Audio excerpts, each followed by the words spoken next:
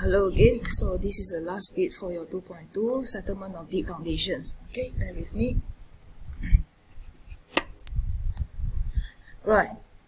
Deep foundation is simply a pile, right? It's just a fancy name. And we know there are two types of piles. One is the end-bearing and one is the friction pile. So end-bearing simply means that all the load that is being transferred to the pile is being taken at the end of it. That's why it's called end-bearing, right? Because a strong soil is at the depth that you are popping your piles at.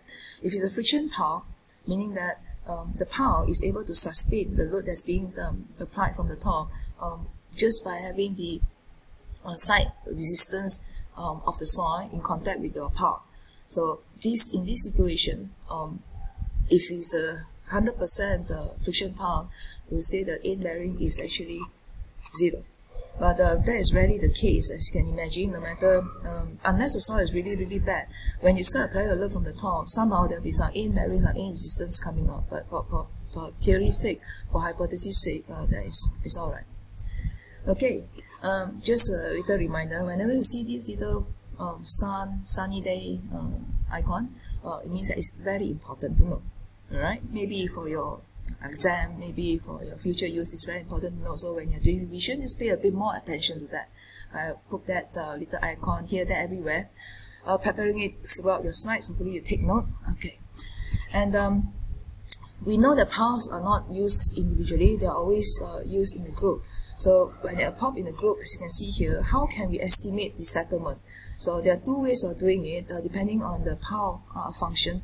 One, if it's an end-bearing situation, as this, we are going to assume that the piles is no longer acting individually, in the group, like individual situations like this. We are going to assume that they are a rough.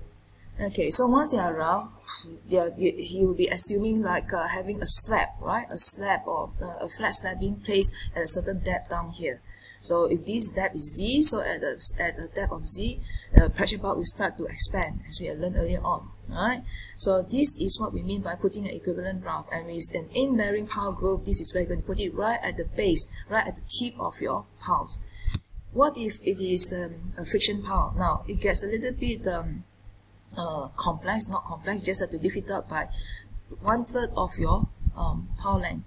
Alright, so if this is 10, you have to lift it up by 1/3, so this is minus about 3.3. So you have to put your rough, equivalent rough, at the depth of approximately about 6.6, yeah, and not at the base. And then you start calculating your pressure bar and start calculating your settlement at this depth. So whatever soil properties that you get is just at this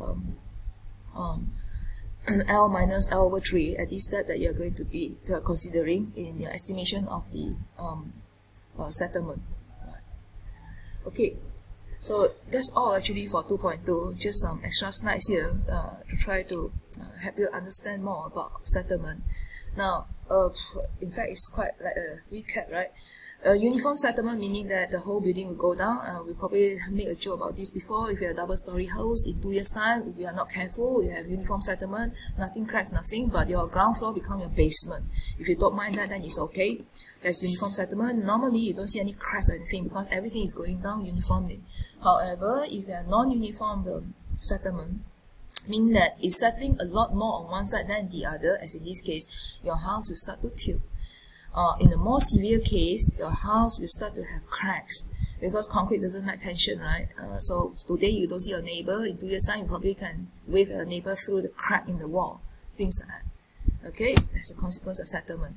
Another common situation that happens is this: you have a house, you like the house to have a good view, hence you put it on a hill slope nicely. And you didn't do a proper site investigation, you did all the SI here and you find a good soil. Let's just put the foundation here nicely. And so yes, it's nice, it sits on very good ground, but on the other end, it's actually fill material. So fill is it's not properly compacted, it's weak. So in this diagram, you can see that there are two problems here. One, water coming on the slope, there's nothing to gather the water to drain it away. There should be some kind of drainage here, right, to capture the rainwater, the runoff. And on this end, of course, is the backfill, poorly made. Dangerous. You could have differential settlement. You start to have these cracks coming down. Your building will lose. You probably lose your house, like a quarter of the house, and now you get a really good view because you don't need a window, maybe. A third case.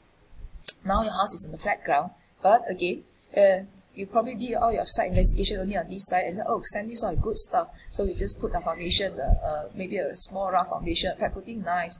But you forgot that on this end, which you didn't do your SI, these are actually poor bearing capacity, silty soil. So again, weak zone, you are probably going to have your building settling down on this side. Again, you see cracks, and you have nice breeze coming in from the outside, maybe, I don't know.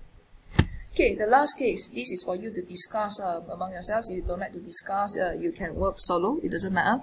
Just make sure that your answer is being uploaded in the classroom. Dr. Asana will give you some tips on how to do that later. So on a dry day, you have backfill. This is your wall of your building, topsoil. Dry day, no problem, no water going in, there's a backfill, water tape. But when it starts raining, rainy season, water level is high, so water pressure is acting on your wall. You may start to have some wall failure because increase of the lateral pressure. We'll learn in the subsequent chapter, don't have to cry. And what if it starts to freeze over? It says that the damage is worse when it is frozen over. So my question is, why frozen soil will exert the most force on the soil compared to wet condition, just water? Why? So the answer is very simple. It's nothing to do with geotechnics. It is actually, I think it's Science 101. Alright, we already learned this in Form 1, I think. Yep. So go discuss with your friends, or go ask Miss Google or Mr. Yahoo and find the answer and pop it on the classroom. Let's have a discussion there. Okay, or we can have it in the group, WhatsApp or whatsoever. Just do something about it, a little bit of homework so you don't get bored about it. Right, so that's all for 2.2. Have a good day, stay home, stay safe. Bye-bye.